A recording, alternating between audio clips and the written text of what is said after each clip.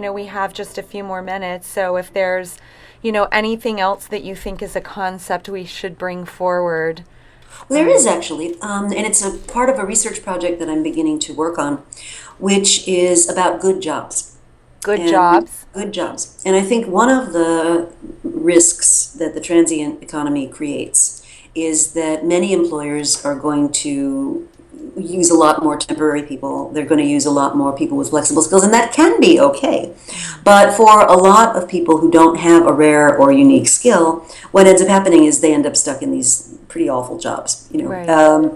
And so one of the things I'm working on with a couple of colleagues is we're calling it the Good Jobs Strategy. And one of my colleagues is Zeynep Tan. She's from MIT. And she's done a lot of work showing that even in sectors of the economy which compete on low prices, that employers can create the conditions for good jobs.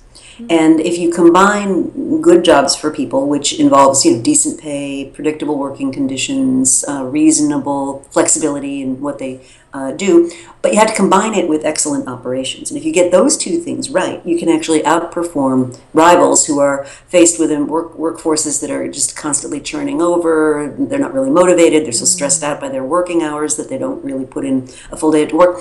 So we're trying to really flesh that out and start to think about, well, what kind of jobs do we want our employers in our economy, to be able to offer people?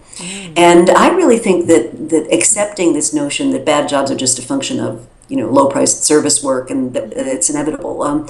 I don't believe that. I think there are ways that we can address that. And so that's something I'd really like to see become part of the discussion, because there's no excuse in this day and age for American workers having so many truly horrible jobs that hold them back.